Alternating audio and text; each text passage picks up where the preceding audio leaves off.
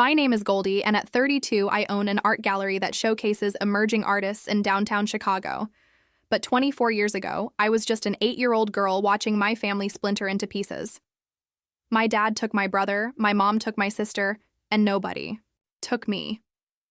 After 2 decades of silence, they all suddenly want back into my life, expecting the same desperate child they abandoned. But that little girl is gone. In her place stands a woman who built herself from the ground up. Before I share my story, let me know where you're watching from in the comments. And be sure to subscribe if stories about overcoming abandonment resonate with you, because trust me, this journey gets intense. Before everything fell apart, we were what most people would consider a normal family. We lived in a brick ranch house in suburban Chicago, complete with a tire swing in the backyard that my dad hung from the massive oak tree. I can still picture the way the evening sun filtered through the leaves, creating dancing shadows across our small patch of lawn, where our golden retriever, Rusty, would chase us in endless circles until we all collapsed in giggling. Heaps. My dad, Jack, worked as a construction contractor. He was tall with broad shoulders and hands rough from years of manual labor. He smelled like sawdust and mint gum, a combination I found comforting whenever he'd scoop me up for a hug. My mom, Diane, worked part-time as a nurse at the local hospital. She had this infectious laugh that would start soft and build until her whole body shook with it. Her dark blonde hair was always pulled back in a practical ponytail, but she'd let me brush it out at night, sometimes counting 100 strokes, just like princesses in storybooks. My brother Noah was 2 years older than me, 10, when everything changed. He was my protector, the one who taught me to ride a bike by running alongside until I found my balance, then cheering wildly when I finally pedaled on my own. He collected baseball cards and knew all the statistics information he'd recite to me, even though I rarely understood the significance. What I did understand was the pride in his voice when he explained it. Sophie was my little sister, just 6, when our family fractured. She had wispy blonde curls and a habit of following me everywhere. I read her bedtime stories, making different voices for each character until she drifted off to sleep. She had a stuffed elephant named Ellie that went everywhere. With her, one ear loved thin from constant handling. Our home wasn't fancy, but it was ours. My bedroom had glow-in-the-dark stars stuck to the ceiling, a galaxy I'd stare at while falling asleep. The kitchen had yellow curtains my mom had sewn herself, and mismatched chairs around the dining table that Dad had rescued from various construction sites and refinished. Sundays were for pancakes. Dad would be at the stove flipping perfect golden circles while Mom sliced fruit. Noah would sneak chocolate chips into the batter when Dad wasn't looking. And Sophie would giggle as she watched him, her co-conspirator. I was in charge of setting the table carefully, placing each fork and knife, feeling so grown up with my responsibilities. Summer meant trips to Lake Michigan, where we'd spend entire days building sand castles that Sophie would decorate with seashells and feathers. Mom would read paperback novels under an umbrella, while Dad taught Noah and me to swim past the breaking waves. Those nights, exhausted and sun-kissed, we'd get ice cream cones that dripped down our wrists as we watched the sunset paint the sky in watercolor pinks and purples. When I turned 8, Mom threw me a birthday party with a rainbow cake and balloons tied to every chair. My friends from school came over and we played freeze tag in the backyard until dusk. Dad set up a sprinkler for us to run through, and Mom took pictures with her old film camera, carefully documenting every moment. I remember feeling so special, so loved, completely unaware that this would be our last celebration as an intact family. Looking back, there were small signs of trouble I was too young to recognize. The way Dad's work seemed to fluctuate some months, bringing home plenty, while others meant quiet conversations behind closed doors. Mom's increasing frustration with our financial instability, the tight smile she'd wear when bills arrived in mail. But children don't typically notice these things unless they become impossible to ignore. For a long time, our home felt secure, warm, filled with the ordinary magic of family life. Game nights where Dad would dramatically accuse Mom of cheating at Monopoly. Weekend night dinners around the table, where we each had to share the best part of our day. The way Mom would kiss each of our foreheads before school, leaving the faintest smell of her flowery perfume. All these small moments formed the foundation of my world. One I believed was as solid as the brick walls of our house. I didn't know then that foundations can crack, that homes built on love can still collapse. I couldn't have imagined a future where the five of us would become strangers, or that I would be the one left behind when everyone else moved on. The memories of that time are both precious and painful, a reminder of everything I lost and everything I had to rebuild on my own. The first real crack in our family's foundation appeared when Dad lost a major construction contract he'd been counting on. I remember the night he came home hours later than usual, his face gray with defeat. Mom sent us kids to play in the basement, but their voices carried down the stairs as they had their first serious fight I'd ever witnessed. How could you have banked everything on this one job? Jack Mom's voice was sharp accusatory in a way I'd never heard before. It was a sure thing, Diane. How was I supposed to know they'd go with another company? At the last minute, Dad's voice boomed back defensive. Andra. That night, I heard Mom crying in their bedroom, the soft, hiccuping sobs she tried to muffle with a pillow. Dad slept on the couch, and breakfast the next morning was a silent affair tension thick enough to touch. In the weeks that followed, Mom started taking extra nursing shifts. She'd leave before we woke up, and sometimes return after we were in bed. Her absence created a hollow space in our daily routines. No one was there to help with homework or listen to stories about our school day. Dad tried to fill both roles, but he was distracted constantly on the phone trying to secure new contracts, while bills piled up on the kitchen counter. One night, I got up for a glass of water and overheard Dad on the phone in the kitchen. "I don't know how we're going to make the mortgage this month," he whispered harshly. "The savings are gone, and Diane's extra shifts barely cover the utilities." The fear in his voice made my stomach twist into knots. Noah withdrew into himself, spending more time in his room with the door closed. He stopped inviting friends over and quit his baseball team, claiming he just wasn't interested anymore. But I caught him staring at his gloves sometimes, fingers running over the worn leather with longing. Sophie started having nightmares, waking up screaming about monsters under her bed. I'd crawl in beside her, stroke her hair until she fell, back asleep whispering reassurances. I wasn't sure I believed anymore. Our parents were too wrapped up in their own struggles to notice how we were all reacting to the changing atmosphere of our home. Christmas that year was a shadow of previous celebrations. No tree, no presents, just a small dinner Mom prepared between shifts during which our parents barely spoke to each other. Noah picked at his food while Sophie asked repeatedly when Santa was coming. Questions our parents deflected until she finally stopped asking. In January, my grandparents visited. I overheard them talking to my parents in hushed, concerned tones. They offered help, though I didn't understand exactly what kind. Whatever it was, my parents refused my father's pride, still intact despite everything else crumbling around us. "We'll figure this out ourselves," I insisted, while my grandmother's face creased with worry. Dad started drinking more heavily. Not every night, but often enough that the recycling bin filled with empty beer cans faster than before. He'd fall, asleep watching television, sometimes not making it to bed at all. Mom became emotionally distant, going through the motions of caregiving without the warmth that once characterized her interactions with us. Mornings became my responsibility. I'd get up early to make cereal for Sophie and Noah when our parents slept in or had already left for work. At 8 years old, I became the keeper of routines, making sure teeth were brushed and backpacks were ready for school. I'd walk Sophie to her classroom, promising to meet her after school, taking on a role no child should have to assume. One afternoon, I came home early from a friend's house and heard Mom on the phone in her bedroom. The door was cracked open, and through it, I could see her sitting on the edge of the bed, one hand rubbing her forehead as if warding off a headache.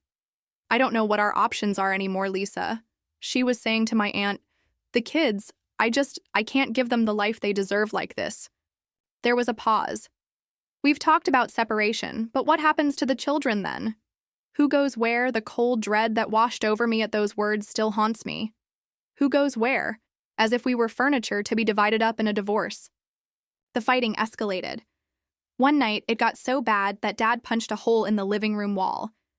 I watched from the staircase, frozen in fear as Mom screamed that he was out of control.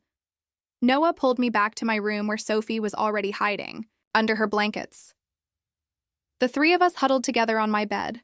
Noah's arm, protectively around both of us as we listened to the sounds of our family imploding. Later that week, I found Mom crying alone in the bathroom. The door wasn't fully closed, and through the crack, I could see her sitting on the closed toilet lid shoulders, shaking silently. I wanted to go to her to offer the same comfort. I gave Sophie after her nightmares, but something held me back. Maybe it was the realization that some hurts were too big for a child to fix. I started creating distraction games for my siblings. We'd build elaborate forts in the basement using old sheets and furniture. I'd invent scavenger hunts around the house and yard, anything to shield them from the reality of our disintegrating home life, to give them moments of normal childhood in the midst of chaos. But I couldn't distract myself from the truth. Something irreparable had broken between our parents. Dad moved into the basement guest room. The separation within our house felt like a prelude to something worse. I'd lie awake at night listening for sounds of reconciliation that never came, imagining scenarios where they'd work things out and we'd return to the family we'd been before. The day I found divorce papers in Mom's purse was the day hope died. I wasn't snooping intentionally, just looking for gum, but there they were, official-looking documents with terms like dissolution of marriage and custody arrangement. I didn't understand all the legal language, but I understood enough. This wasn't temporary. This was the end. That evening, after we were supposed to be in bed, I sat at the top of the stairs and listened to my parents discussing which child would go where. The casual way they divided us up still makes my blood run cold when I think about it. Noah should come with me, Dad said. He needs a male influence at his age. Fine, but Sophie stays with me, Mom replied. She's too young to be without her mother. I waited, breath held, for one of them to mention me, to fight for me, to claim me, as Noah and Sophie had been claimed. But the conversation moved on to financial arrangements and visitation schedules, and my name never came up. It was as if I didn't exist, as if I were invisible to the very people who gave me life. That night, I cried silently into my pillow, careful not to wake Sophie, who'd climbed into my bed again. I was facing the first devastating realization of my young life in the redistribution of our family. There was no place set aside for me. The morning everything changed forever started like any other. I woke up early, as had become my habit, and went downstairs to make breakfast. I found Dad and Noah in the living room, suitcases packed beside them. Dad was kneeling in front of Noah, hands on his shoulders, speaking in a low, serious voice. "We're going on a trip," Dad explained when he noticed me standing in the doorway. "Noah and I need some time away to figure things out." Noah looked confused. His eyes redimmed as if he'd been crying. When he hugged me goodbye, he whispered, "I'll call you soon, I promise." His voice wobbling with uncertainty.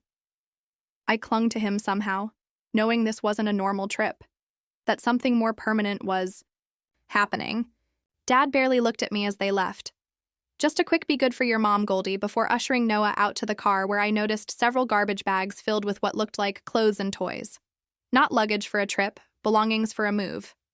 After they drove away, Mom locked herself in her bedroom and wouldn't come out. I heard her sobbing through the door, but my knocks went unanswered. Sophie kept asking where Dad and Noah had gone, and I didn't know what to tell her.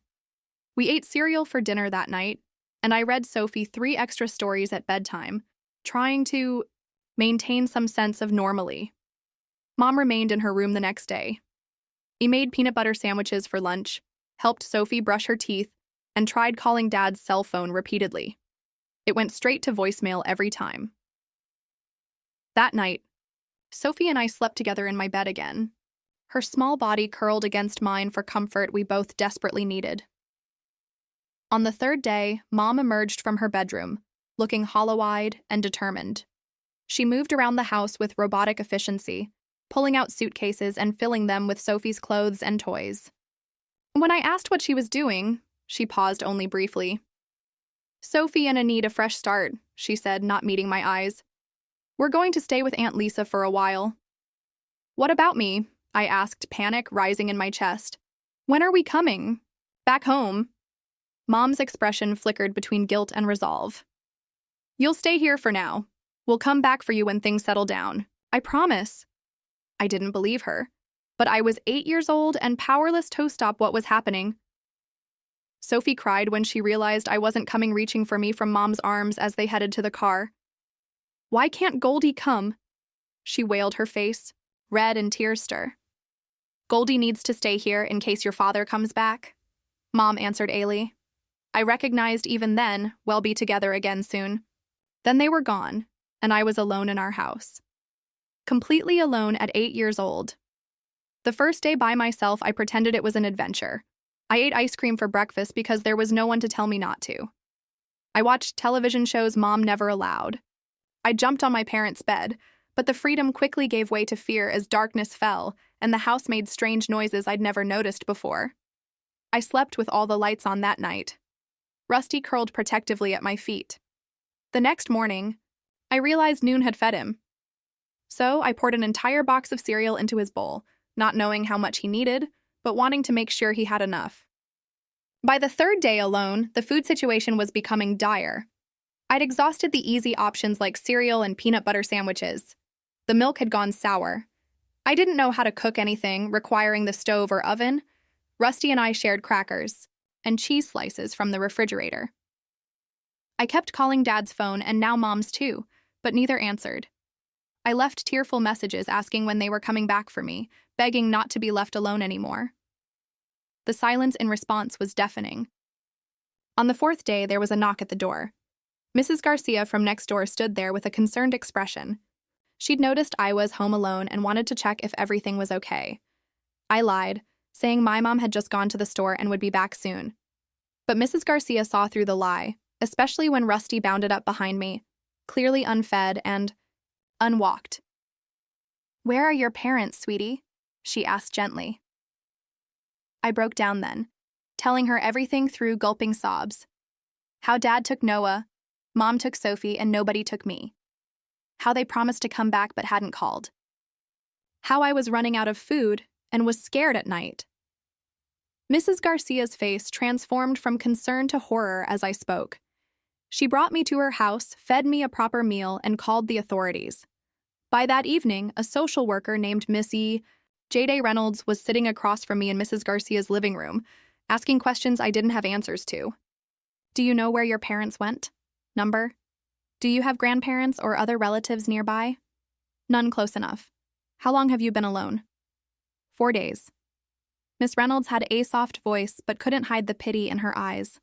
That pity would become a familiar expression on the faces of adults in my life for years to come. She explained that I would need to go with her, that I couldn't stay in the empty house, that they would try to contact my parents. She let me pack a small bag of clothes and take my stuffed bear Howard that I'd had since I was a baby. Rusty went to the animal shelter, another loss in a week full of them. The family court hearing a week later was cold and sterile, full of adults, talking about me as if I weren't there. Neither of my parents appeared, though they'd apparently been notified. The judge, an older man with kind eyes, but a stern mouth, declared me a ward of the state. Just like that, in less than 2 weeks, I went from being part of a family to being a case number in the foster care system. My first placement was with the Thompsons, a couple with 3 biological children who took in foster kids for the supplemental income. They weren't cruel, but they weren't kind either. I slept on a pull-out couch in their basement family room. My belongings, what few I had, were kept in a black garbage bag since there was no dresser or closet space for me. Their children regarded me with suspicion, never including me in their games or conversations. I wrote letters to Noah and Sophie, pouring my heart onto paper, telling them I missed them, and asking when we would see each other again. I addressed them to Aunt Lisa's house, the only place I could think my mom and Sophie might be. They came back weeks later, marked return to send her no forwarding address. Once I managed to call my dad's cell phone when Mrs. Thompson wasn't paying attention. A woman answered, her voice sharp with annoyance when I asked for my father. "He can't come to the phone," she said. "Who is this?" "It's Goldie, his daughter," I replied, hope surging that I'd finally made contact. There was a pause. "Then I'll tell him. You called before the line went dead." He never called back. I left messages at Aunt Lisa's house too, calling when I knew Mrs. Thompson was occupied with her own children. My aunt's responses were vague and uncomfortable. "Your mom is going through a lot right now, or they'll reach out when they're ready." Never. A direct connection? Never answers to my questions about when they were coming back for me. Gradually, I learned that both my parents had moved out of state. Dad had taken Noah to Wisconsin, where he'd found work on a large commercial project. Mom and Sophie were in Indiana with Aunt Lisa supposedly until Mom could get on her feet. Neither had left contact information with the foster care agency. Neither had attended any of the court hearings about my custody. Neither seemed concerned about what had happened to me after they drove away. 6 months into my time with the Thompsons, a birthday card arrived for me from Noah. It had been forwarded multiple times and was weeks late. Inside was a store-bought card with a brief message: "Happy birthday, Goldie. Miss you, Noah." No return address, no phone number, just confirmation that he was alive and remembered me. I slept with that card under my pillow until it fell apart from handling. Mrs. Thompson found me crying over the tattered remains of the card one evening. She sat beside me on the pull-out couch, awkwardly patting my back. "Sometimes families just can't stay together," she said, probably trying to be kind but missing the mark entirely. "But you're safe here, and that's what matters." But I wasn't safe. Not really. Because a month later, the Thompsons decided they wanted to focus on their biological children. And just like that, I was packing my garbage bag again, moving to a new temporary home with strangers who didn't want me either. My second placement was with the Ramirez family, who already housed 5 other foster children in a cramped 3-bedroom house. Mr. Ramirez was strict to the point of militaristic, enforcing rules about everything from bathroom schedules to the exact amount of time we were allowed to spend on homework. Mrs. Ramirez was largely indifferent, going through the motions of care without any emotional investment. I shared a bunk bed with 2 other girls in a room designed for 1 child. My space consisted of 1/3 of a dresser and a plastic bin under the bed, where I kept my few personal items, which now included Noah's birthday card preserved between 2 pieces of clear packing tape to prevent further deterioration. Changing schools mid-year made it difficult to make friends. I was the new girl, the foster kid with secondhand clothes and no parents to attend school functions. I became quiet, keeping to myself and focusing on schoolwork as an escape from the chaotic foster home. Teachers largely ignored me since I didn't cause trouble, and the other students learned quickly that I wouldn't share details about my home situation, eventually losing interest in the novelty of my presence. One of the older foster boys, Damon, made a habit of stealing from the younger kids. He took the bracelet Mrs. Garcia had given me, before I left, the only gift I'd received since being in the system. When I confronted him, he threatened to tell the Ramirez as I'd been breaking house rules if I reported him. I learned then another harsh lesson in the foster system. Sometimes you have to choose which losses you can live with. Social workers came and went with alarming frequency. Each new one knew less about my case than the last reading from a file that contained the basic facts, but none of the emotional context of my abandonment. They'd ask standard questions about my physical well-being, whether I was attending school regularly, if I had any concerns about my placement. I learned to say what they wanted to hear, knowing that complaining rarely led to improvements and often resulted in more disruption. During one visit, a particularly rushed social worker mentioned casually that they'd received an update about my siblings. Noah was playing baseball in a Wisconsin Little League and doing well in school. Sophie had adjusted to her new life in Indiana and was taking dance classes. They were thriving while I was surviving, and the contrast was a bitter pill to swallow. After 8 months with the Ramirezes, I was moved again, this time to the Williams family. On the surface, they seemed perfect. A tidy suburban home. Mrs. Williams, who baked cookies for after-school snacks, missed her school. Williams, who coached Little League. For the first time, I had my own room with an actual bed dresser and desk. I dared to hope this might be different, but appearances can be deceiving. Mrs. Williams' warm homemaker persona disappeared behind closed doors, replaced by cutting remarks and impossible standards. Nothing I did was ever good enough. My grades, despite being mostly, as could be higher, my cores were never completed to her satisfaction. My appearance was constantly critiqued, from my hair. Why can't you make it look neat to my posture? Stand up straight. You're not a hunchback. The verbal abuse was constant, but careful, never crossing lines that would trigger mandatory reporting if I mentioned it to my social worker. You're so lazy. "No wonder your parents didn't want you," she'd say, while smiling at Mr. Williams. Or, "If you were my real daughter, I'd be embarrassed to take you anywhere while driving me to school." I learned to become invisible in that house, to speak only when spoken to anticipate needs before they were expressed. I developed insomnia lying awake, planning how to avoid criticism. The next day, my school performance began to suffer exhaustion, took its toll, giving Mrs. Williams more ammunition for her verbal attacks. After a year with the Williams family, I was moved to what would become my worst placement, the Jackson house. Mr. Jackson was rarely home working night shifts at a factory.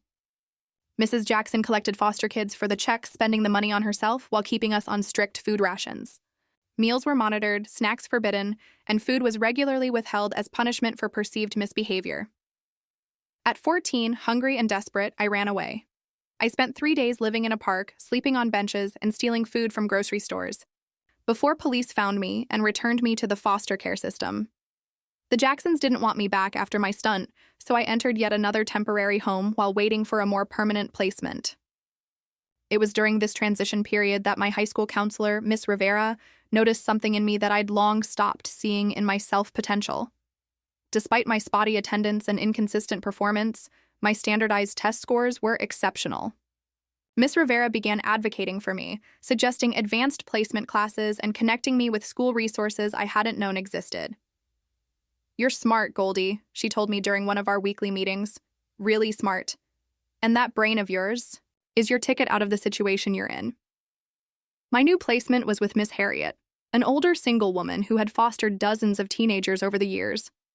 She was neither overly affectionate nor coldly distant, instead offering clear boundaries and consistent expectations. Her house was modest but comfortable, with bookshelves lining nearly every wall. "I don't expect you to call me Mom," she said, on my first night there. "I'm not trying to replace anyone, but while you're here, you'll have stability, respect, and opportunities. What you make of them is up to you." For the first time in years, I experienced genuine stability. Miss Harriet maintained the same routines day after day. Dinner at 6 wow, homework until 8, reading time until 9:30, lights out at 10 sao. She checked my assignments not to criticize, but to offer help if needed. She attended parent-teacher conferences and advocated for me when teachers underestimated my abilities. I discovered solace in art during those years with Miss Harriet. She noticed me doodling constantly and bought me proper sketch pads and pencils. I spent hours in my room drawing, expressing on paper the emotions I couldn't verbalize. Miss Harriet never pried, but she did hang my better pieces in the hallway, a quiet acknowledgement of my talent. By my junior year of high school, Miss Rivera and Miss Harriet were both encouraging me to consider college, something that had seemed impossible before. They helped me research scholarships for foster youth and guided me through application essays. For the first time, I allowed myself to imagine a future beyond the system that had defined my adolescence. Then, during my senior year, Miss Harriet received a diagnosis of terminal cancer. She told me directly, without drama or excessive emotion. "I have 6 months, maybe less," she said over our regular Sunday breakfast. "I've updated my will and spoken to your social worker. You'll need a new placement to finish out the school year." I was 17, less than a year away from aging out of the system anyway. The thought of another move, another adjustment, was exhausting. But more than that, I was facing the loss of the only adult who had consistently shown up for me in nearly a decade. Miss Harriet declined quickly. Within 3 months, she was in hospice care, and I was back in a temporary placement, this time with a couple who fostered mainly for religious reasons and tried daily to convert me to their particular brand of faith.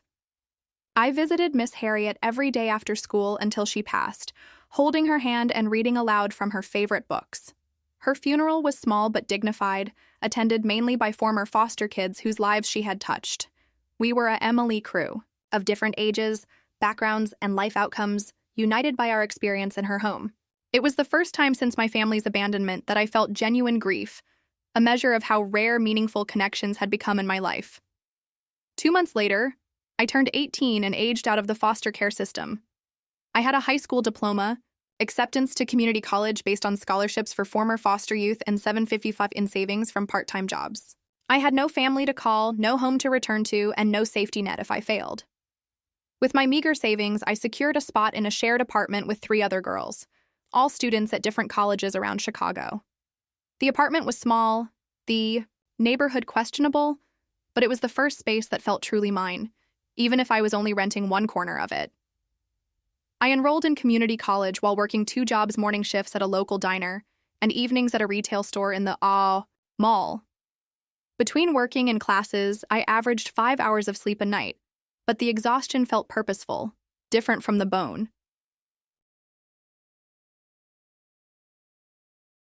These were my real family.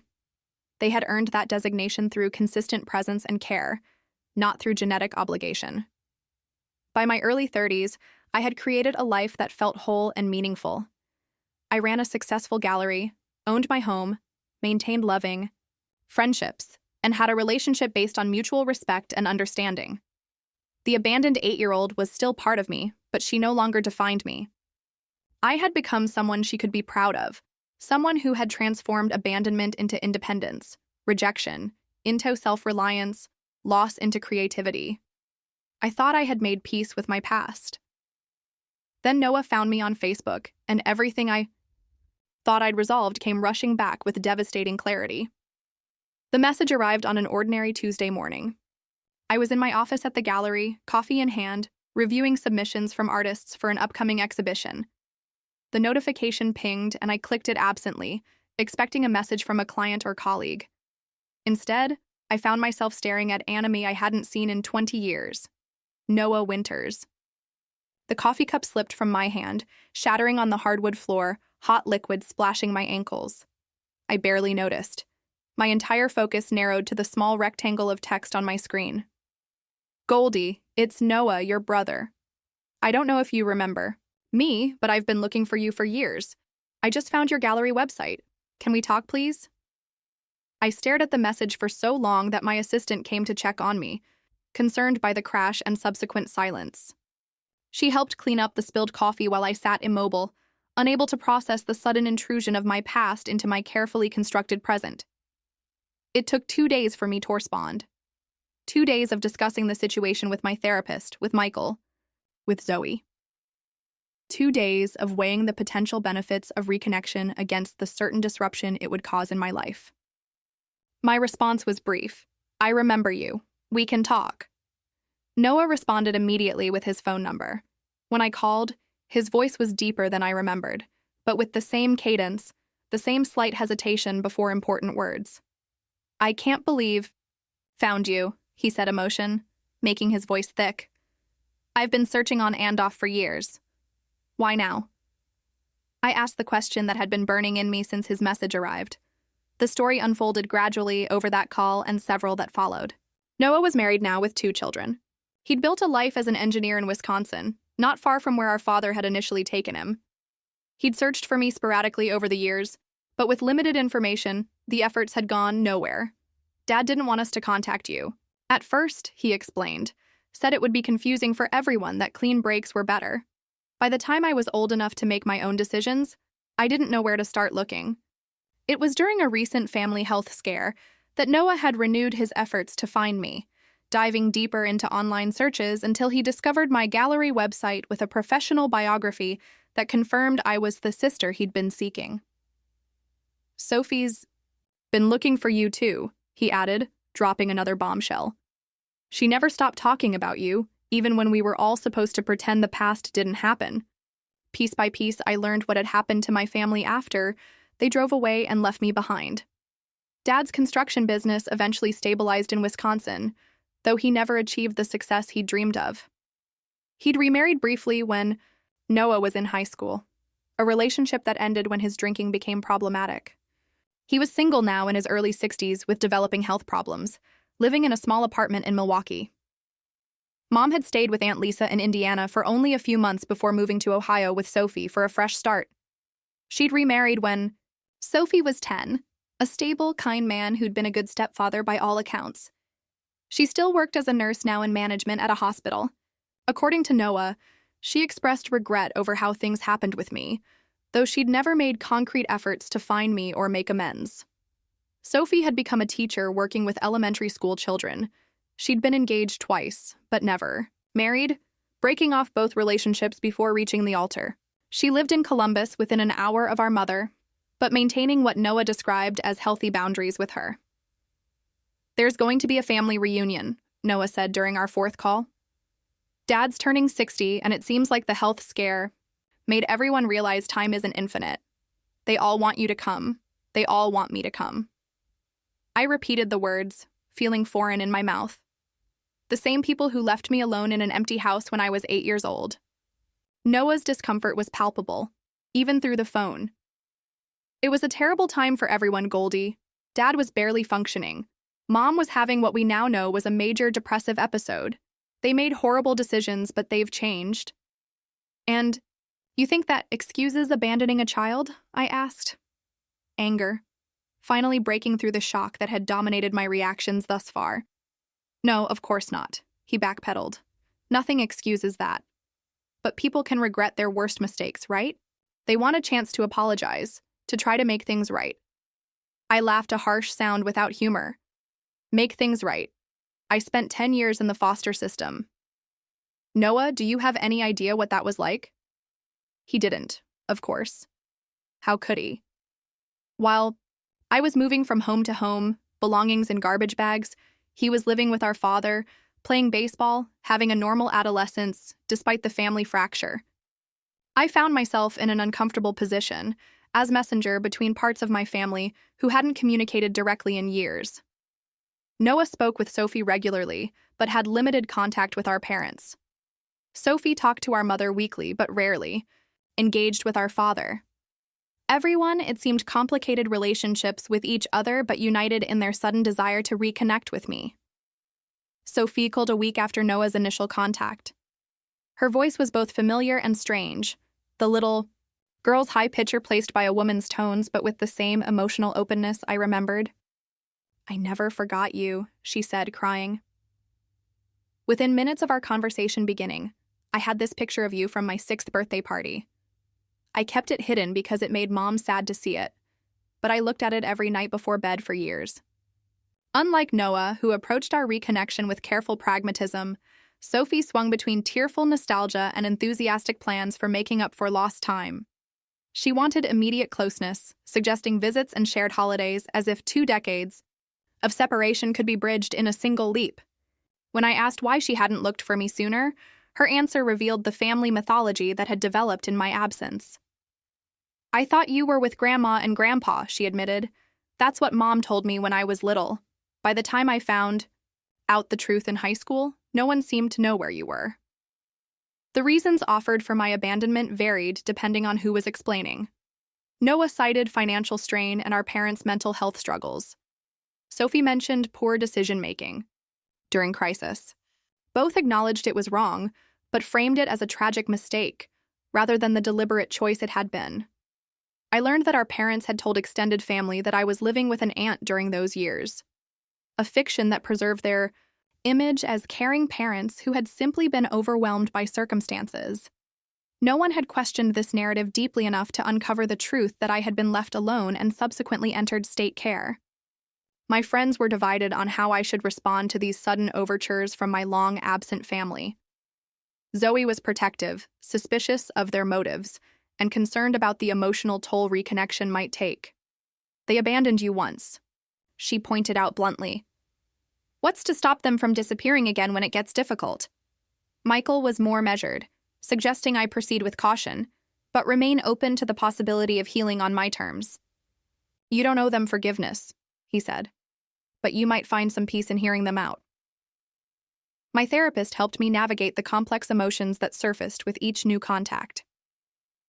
The anger I thought I'd processed years ago returned with fresh intensity. The grief over lost years felt raw again, and underneath it all, a small, persistent voice that belonged to the 8-year-old still inside me. Why didn't they want me then? Why do they want me now? I agreed to meet Noah for coffee when he came to Chicago for a work conference.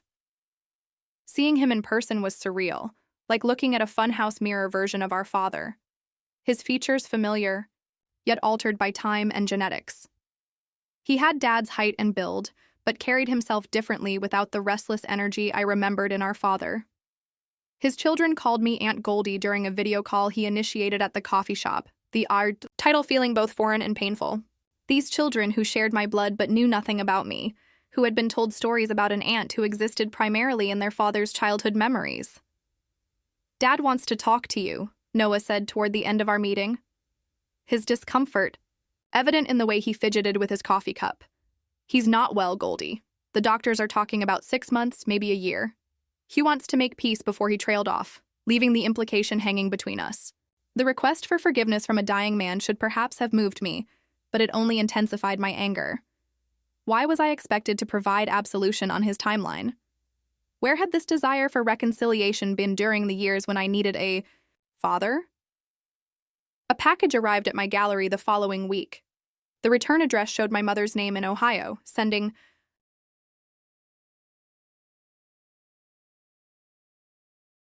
a jolt through me at the sight of her handwriting, still recognizable after all these years. Inside was a worn teddy bear I'd thought lost forever. My childhood companion Howard preserved all this time. There was a note: "I kept him safe for you. I should have kept you safe too. I'm so sorry, Goldie. Please call when you're ready. Love, Mom." The presumption in that signature, claiming a relationship she had forfeited 2 decades earlier, made me set the note aside. But I kept Howard, placing him on a shelf in my bedroom, a tangible link to the child I had been. The formal invitation to the family reunion arrived next, an awkwardly worded card, requesting my presence at a lake house in Michigan, the same place we'd vacationed as an intact family. The location was clearly chosen for its sentimental value, but the memories it evoked for me were complicated, tainted by the knowledge of what came after those seemingly happy times. I stood at a crossroads, pulled between the family I had lost and the life I had built without them. They were asking me to step back into a role I had long outgrown. The youngest daughter, the baby sister, the missing piece in their family portrait. But I wasn't that person anymore. I had become someone else entirely in their absence, forged by experiences they knew nothing about and could never truly understand. The decision I made about whether to attend that reunion would define not just my relationship with my biological family moving forward, but my relationship with myself and the journey that had brought me to this point. After weeks of deliberation and intensive therapy sessions, I made my decision. I would meet with my family, but not on their terms, not at the lake house with its complicated memories, not as part of a celebratory reunion, pretending 2 decades of abandonment could be erased with cake and nostalgic reminiscing. Instead, I proposed a dinner at a neutral location, a restaurant near my gallery where I would feel on solid ground. I wrote detailed letters to each family member beforehand, explaining exactly what had happened to me after they left. Not the sanitized version they might have imagined, but the harsh reality of foster care. The Thompsons with their black garbage bags for my belongings, Mrs. Williams with her cutting remarks, the Jacksons who used food as punishment, the constant relocations, the loss of all stability, the years of feeling unwanted and disposable. "I'm not writing this to hurt you," I explained in each letter, "but because if there's going to be any relationship, moving forward it needs to be based on truth, not comfortable fictions. You need to know who I became in your absence." Michael offered to accompany me to the dinner, a buffer against whatever emotional storm might await. I appreciated his support, but declined. This was something I needed to face alone on my terms, with the strength I'd built over a lifetime of self-reliance. The evening of our meeting, I arrived early, selecting a table that gave me a clear view of the entrance. I watched as they arrived together, my arranged family, instantly recognizable despite the years of separation. Dad, thinner than I remembered, hair now gray, moving with the careful steps of someone managing pain. Mom, her face lined but still beautiful, nervously adjusting her necklace as she entered. Noah hovering protectively near Dad's elbow. Sophie eyes scanning the restaurant anxiously until they landed on me. The shock of seeing them together after 24 years was physical. A tightness in my chest that momentarily stole my breath. These people, who shared my blood, who once formed the entirety of my world, were now strangers with familiar faces. I stood as they approached, accepting brief, awkward hugs from each. The physical contact, both alien and achingly familiar. You look so beautiful, Mom said, tears already forming in her eyes. So grown up. That tends to happen in 20 years, I replied, my voice steady despite the emotional turbulence beneath the surface. The initial conversation was strained, filled with safe topics and careful questions. How is my gallery doing? Did I enjoy living? In Chicago? Was I seeing anyone special? I answered politely but briefly, watching as they exchanged glances, clearly unsure how to navigate the massive gulf between us. Dad cleared his throat during a lull in the conversation. Goldie, we owe you an apology. What happened, what we did, there's no excuse for it. But there were reasons, Mom interjected quickly. We were in such a terrible place financially, emotionally. I was suffering from depression, though I didn't recognize it then. Your father was drinking too much. We thought we were making the best decision for everyone at the time. I looked at her steadily. What exactly was the best decision for me, Mom? Being left alone in an empty house at 8 years old. The table fell silent. Sophie looked down at her plate while Noah shifted uncomfortably in his chair. Dad's face flushed with shame or anger. I couldn't tell which. It wasn't supposed to be like that, he finally said. I thought your mom was taking you. She thought you were coming with me. By the time we realized what had happened, you were already in the system, and we were told it would be complicated to get you back. Complicated? I repeated the word, tasting bitter. So you decided not to try because it was complicated. I couldn't handle all 3 kids alone, Dad admitted, not meeting my eyes. I was barely managing with Noah. And Sophie needed me completely, Mom added. She was so young, so confused by everything. I took a deep breath, centering myself before responding. I understand that you both were struggling. I can even accept that. You made decisions from a place of desperation. What I can't understand is why neither of you came back for me. Why you never called, never wrote, never tried to find out if I was okay. We did try, Mom insisted. We called the social worker a few times, but they said you were placed with a good family, that disrupting your new situation might cause more harm than good. I laughed without humor. A good family? Do you want to know how many good families I lived with? I proceeded to recount my placements, naming each family, and what life had been like in their homes. I recited dates, location-specific incidents that had burned themselves into my memory. July 15th, 2002. The Thompsons decided to focus on their biological children. So I was moved to the Ramirez house with 5 other foster kids. March 3rd, 2004. Mrs. Williams told me I was too stupid to ever amount to anything because I got a B- on a math test. November 28th, 2005. The Jacksons locked the refrigerator over Thanksgiving weekend because I ate too much at the holiday meal. As I spoke, I watched their faces change from defensive justification to uncomfortable recognition of the reality I had lived. This wasn't the sanitized version of foster care from heartwarming movies. This was the system as it actually existed. For many children, a series of temporary homes with adults who saw you as a source of income or an obligation, rarely as a child, deserving of love and stability. I'm not telling you this to make you feel guilty, I said when I'd finished. I'm telling you because this is who I am. These experiences shaped me. If you want to know me now, you need to understand what happened to me then. I then delivered my prepared statement about the difference between forgiveness and reconciliation. I can forgive what happened without pretending it didn't affect me. I can move forward without erasing the past. But any relationship we build has to acknowledge the reality of those 20 years, not just sweep them under the rug. I set clear boundaries for what I was willing to accept. No instant family reunions. No pretending we could pick up where we left off. No expectation that I would seamlessly integrate into family traditions I'd never been part of. Individual relationships might be possible, built slowly and with respect for who we all were now, not who we had been or who they wished I was. I won't be attending the reunion at the lake house, I concluded. That's too much too soon in a place that holds complicated memories for me. I'm open to getting to know each of you individually on neutral ground if that's something you want. But I need to be clear. I have a full life with people who have been there for me consistently. They're my family too, and they will remain my priority. Their reactions varied. Dad became defensive, initially arguing that they had suffered too.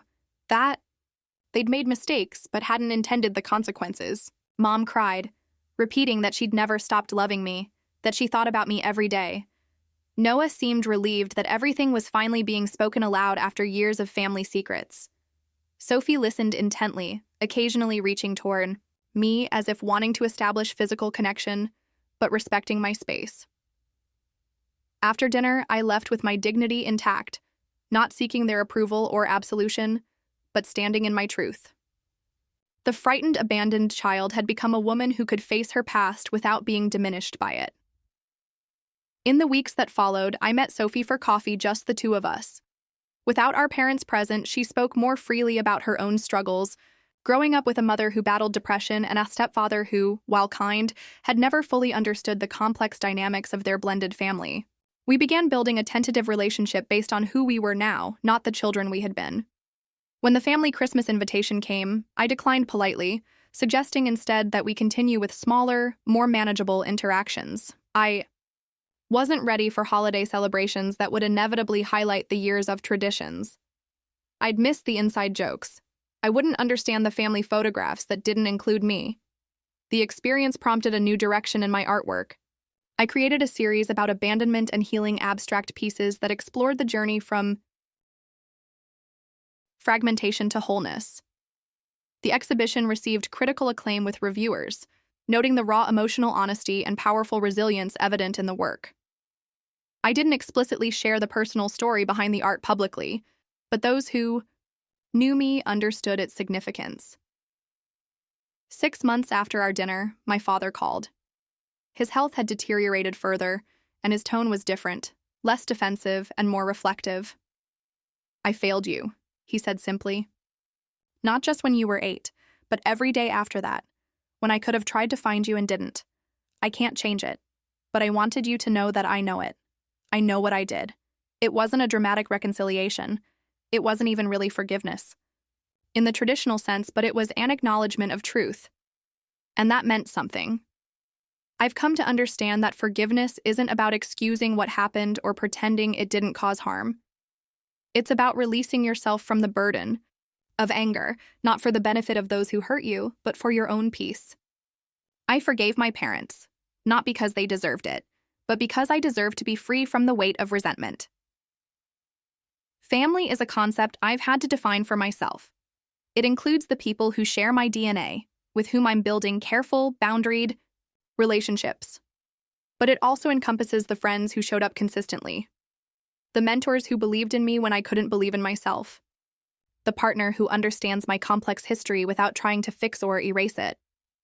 Family is who loves you, not just who shares your blood. The abandoned 8-year-old girl still lives within me. I honor her courage, her resilience, her determination to survive when it seemed the whole world had turned its back on her. But she is no longer defining me. She is a part of my story, not its entirety. In my gallery office, I have 2 photographs side by side. One is the picture Sophie kept all those years, showing a gap-toothed little girl with hopeful eyes. The other is Arisant's self-portrait, showing a woman with strength in her gaze and confidence in her stance. Both are me. Both are true. Both deserve to be seen. Have you ever had to rebuild your definition of family after loss or separation? Do you believe forgiveness is possible without forgetting? I'd love to hear your thoughts in the comments below. If my story resonated with you, please like and subscribe for more conversations about resilience and rebuilding. Remember that your past shapes you, but it doesn't have to define you. Thank you for listening to my journey, and I hope it brings some comfort to anyone who has ever felt abandoned or forgotten. You